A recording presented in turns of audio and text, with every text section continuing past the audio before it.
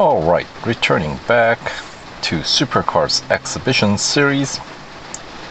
This time looks like we're going to be at Daytona, and those first roundup cash upgrades are done. So let's check into this head-to-head. Alright, and do our final cash upgrades before we spend any gold here, since I'd like to see what the final requirement is going to be. I mean, as I said before, they have published a number, but it hasn't always been accurate. So, you know, you got a couple of more days to go before this Altima limited time series is going to be starting. So we'll get it all ready. So let's so we got 7 upgrades, first round cash upgrades, which brings the PR up to 53.7. So then yes, as you can see, all the second roundup upgrades are gonna be gold, except for, which ones were they? Exhaust and, was it suspension and exhaust, I think, right? There it is. And we get a, is that the 0.8 boost on the PR boost for cash upgrade here. And this one's going to be a 4-hour delivery time or R&D time. So that's that for suspension. And exhaust, and same thing. So they don't always add up 1-to-1, as in when they say, in this case, the PR boost that they're showing is 0.8, but because I got another upgrade that's already going, it's not necessarily going to be like 1.6 PR boost combined. They don't always go like 1-to-1, that's what I mean. So depending on which upgrade you have, the next upgrade's PR kind of fluctuates, not by a huge margin, but you know, when we're dealing with like 0.1 to be able to either race in a cup race or not, I guess every bit matters. So yeah, but anyway, everything else is gold, so right now we'll hold off on those. Let's get suspension and exhaust, the cash upgrade, the second tier, and we'll get going on this head-to-head. It's a single lapper at Daytona. Now, is it going to be rolling start? Yes, it is. Alright, so it's going to be the interior section road course that we're going to be using here.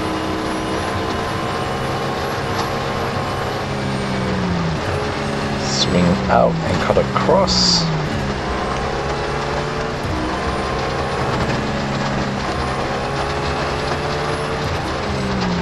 And claim our lead early on, and then just defend, right? And of course, racing in cockpit view, always get the best engine sound, I think. Got that little bit of muffled sound since you're sitting inside of the car. And these V8 Supercars, got of course huge rear view mirror, so the rear visibility is not an issue, and the front isn't too bad either. So, you know,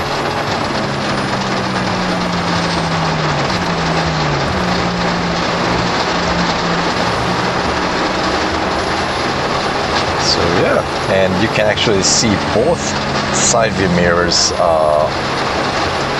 in this on my phone here.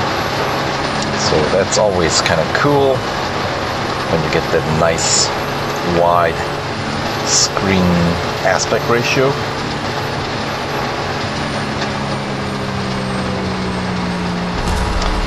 Alright, there we have it.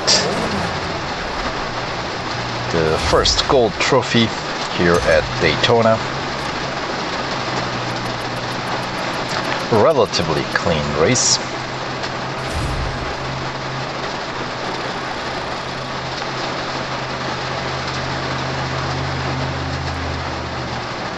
Alright.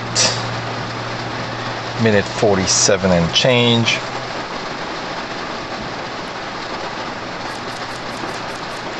Takes about 5.5 service bars, so you can think of it as about 5.5 kilometer distance is the interior section of the road course, or the road course at Daytona, not just the interior. Alright, so that's the first trophy of the fourth tier. Let's get on with the speed snap. Once again, it's going to be Daytona road course. Let's find out exactly. I want to say this has got to be the heading out into the outer rim from the inside. Yes, this looks like the final bit of section inside the interior. As you can see up ahead, that's the exit out back into the outer rim. Speedway section. Stay on track. Let's see, what was the target speed again? I should have paid more attention. 278. Alright, so that's not an issue. 281 and change probably. Yep. As you might expect, pretty straightforward, relatively easy goals here in this exhibition races.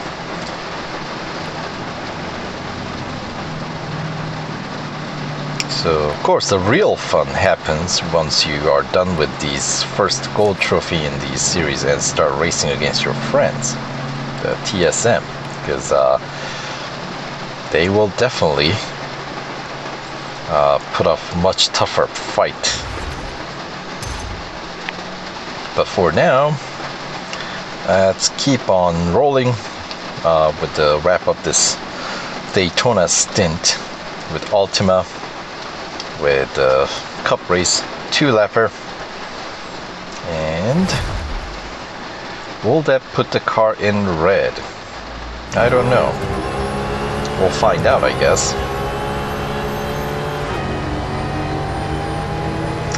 As usual, the rolling start.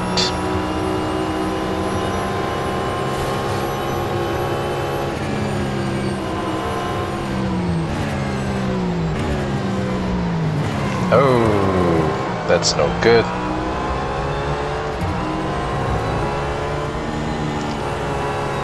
A little bit difficult to tell exactly where the edge of the track is when you're racing in this cockpit view.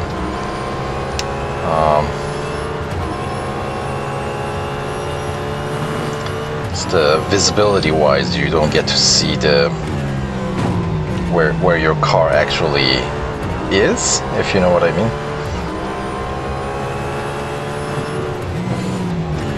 It's a little bit more challenging to race in cockpit view, but if you ask me, definitely a lot more fun. I do enjoy racing in this mode, you know, and they put a lot of effort into the interior details. Fire monkeys, so it's always cool to see their hard work.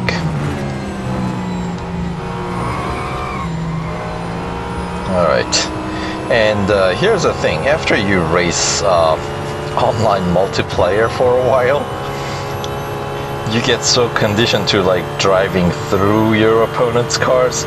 I was about to attempt to do that just around that chicane, and I realized, oh no, I cannot do that. Oh, I'm gonna crash. So Yes, you get very conditioned to those type of things very quickly. It's pretty amazing. Anyway, the eraser did give me a little bit of a fight through the end of the first lap there. Definitely more fight than I had anticipated. But yeah, as I was saying earlier, none of these cup races have any PR requirement. So none of these upgrades that I've gotten is necessary. Yeah, look at that eraser. That's what you get. Messing with me, man. You know what they say.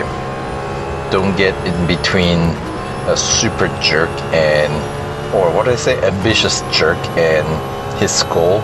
Yeah, don't get between those two. You will suffer the same fate as eraser there.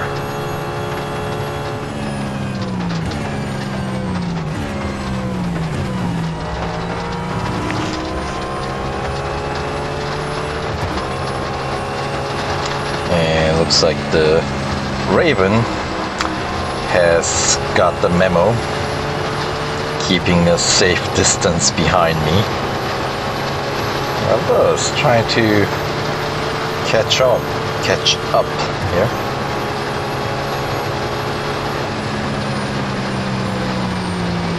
There we go. Nice to be able to see them in the rear view mirror.